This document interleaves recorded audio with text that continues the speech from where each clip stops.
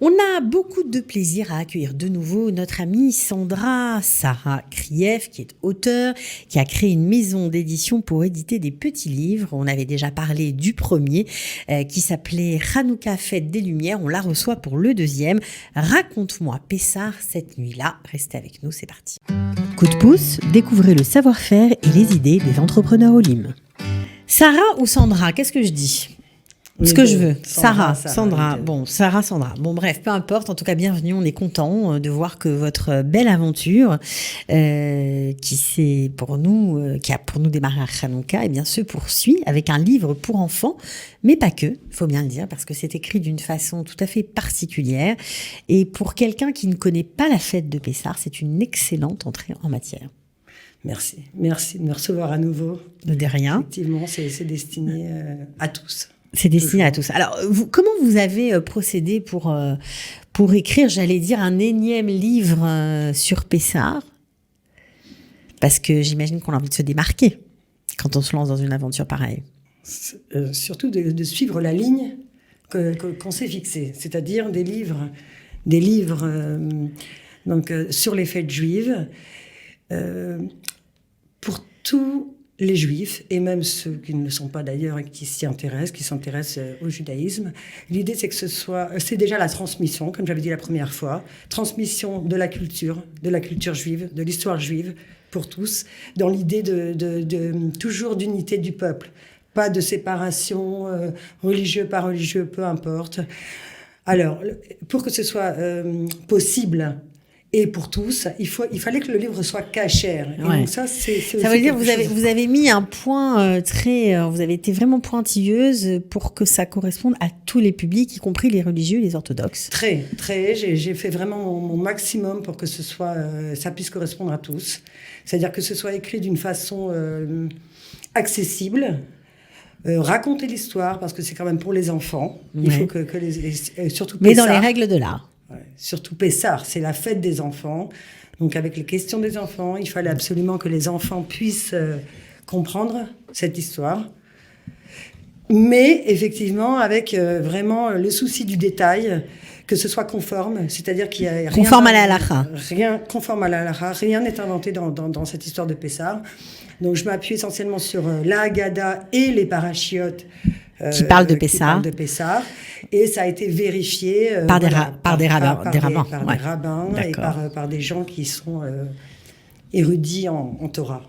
Ok, d'accord. Donc, vous avez fait ça comme il faut. Bon, alors, toujours la même équipe. Hein. Je crois que vous avez Nathalie Myriam Haddad qui vous accompagne aussi pour les dessins cette fois. Qui m'accompagne et que je remercie pour sa persévérance et...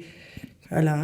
Bon, alors moi, ce que j'ai trouvé chouette, comme dans le premier livre, c'est que vous décryptez les symboles. Alors, c'est vrai qu'il y a des choses que tout le monde connaît, dans la Haggadah de Pessar, les 4 verres de vin, les 4 enfants, mais vous décodez, vous expliquez pourquoi, des choses simples, par exemple, au début du livre, pourquoi les Hébreux ont accepté ou ne se sont pas révoltés contre Pharaon. Des questions que les enfants peuvent se poser. Voilà, donc j'ai essayé aussi toujours d'entrecouper le texte, l'histoire, par des petits dialogues que j'ai imaginés entre un enfant et un adulte. Donc effectivement, par exemple, pourquoi les Hébreux ne se sont pas révoltés. Pourquoi ils ont accepté d'être en esclavage, pourquoi il y a 4 verres de vin, à quoi ça correspond, etc. La question des enfants. Et étant prof, et moi j'ai travaillé pendant 20 ans à l'éducation nationale, donc effectivement j'ai quand même l'habitude aussi des questions des enfants. Voilà, vous êtes prof, vous adorez l'étude, vous êtes d'ailleurs toujours en train d'étudier, puisque vous passez votre doctorat, vous êtes doctorante, voilà, dans l'analyse du discours. C'est aussi le but de ces livres, c'est de donner le goût de l'étude. C'est-à-dire que c'est une approche qui semble comme ça enfantine, simple, accessible. Simple, mais il y a beaucoup de choses qui passent. Voilà, simple, j'ai essayé avec du contenu. Simple et profonde. Ouais, c'est ça. C'est réussi. Ce sera à vous de le dire, j'espère. Non, c'est réussi. Vraiment, c'est réussi. Donc, alors, il y a de très jolies illustrations aussi, mais j'aimerais bien qu'on lise un petit bout. Alors là, on voit une page. Hein, voilà, on voit une page à l'écran du livre. Ça nous donne un peu une idée. Donc, le dialogue imaginé étant encadré dans cette page que vous voyez en encadré, c'est le dialogue. Et puis, tout au long de cet ouvrage, vous avez aussi Alors, il n'y a pas de prière comme dans Hanouka, mais il y a quelques petites bénédictions. Voilà. Moins important que dans Hanouka. Mais il y a aussi le seder, le plateau, expliquer à quoi ça correspond, pourquoi on mange tel et tel aliment. Donc forcément, ça peut évidemment intéresser les enfants. Alors moi, ce que j'ai bien aimé, c'est votre description du rachat. L'enfant, vous savez, les 4 enfants. Est-ce que vous pouvez nous lire un petit extrait ? Oui, alors toujours dans l'idée de petits dialogues. Hein. Oui, bien sûr. Un enfant avec un adulte. Voilà. Allez. Et le rebelle, contre quoi il se rebelle ? Il remet en question la Torah elle-même et s'exclut ainsi lui-même du peuple. Dans la Haggadah, il demande « Qu'est-ce que ce culte pour vous ?» On lui répond « C'est pour ceci que l'Éternel a agi pour moi quand je suis sorti d'Égypte. » En disant « vous », le rebelle ne se considère pas comme soumis aux mêmes obligations que les autres juifs. Il a un ton un peu méprisant ou hautain. La réponse qui lui est faite est à la mesure de sa question. Et elle est très dure. Elle signifie « si tu avais été esclave en Égypte, tu serais resté là-bas ». Pourquoi cette réponse ? Il serait vraiment resté là-bas ? Sans doute que oui. Car pour sortir d'Égypte, Dieu a demandé aux Hébreux de faire le sacrifice de l'agneau pascal et de le manifester en mettant le sang de l'agneau sur le linteau de la porte de leur maison, afin de les distinguer des autres maisons.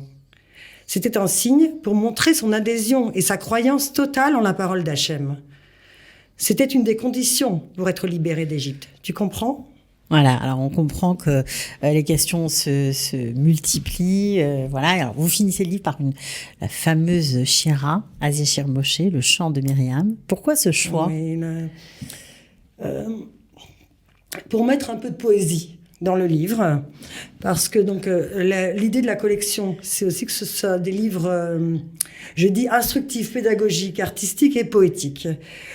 Et donc ça a ajouté, je trouve, la dimension poétique et la dimension pas uniquement de pratique, du seder, une dimension autre qui est importante dans les fêtes juives.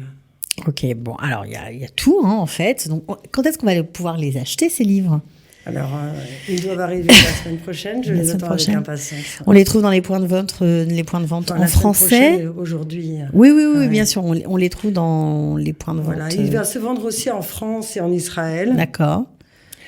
Dans les librairies françaises, chez Stimansky voilà, ou ça ? Alors, je donnerai vraiment sur Facebook, d'ailleurs sur la page des éditions Sarah Lamed, les points de vente. D'accord, donc édition que vous avez créée pour réussir à éditer comme il se doit ces petits livres magnifiques.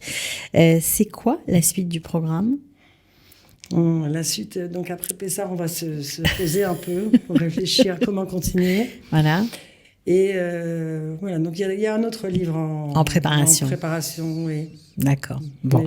En tout cas, Sarah Krief, vraiment bravo. Merci d'être venue. Merci à vous. Merci beaucoup. Et j'espère que ce petit livre fera la joie des petits et grands dans les familles. Voilà. Parfois, on cherche des petits outils pour parler des fêtes juives. Le vôtre est vraiment adapté. Merci beaucoup. De rien. Ciao. Coup de pouce, découvrez le savoir-faire et les idées des entrepreneurs Olim.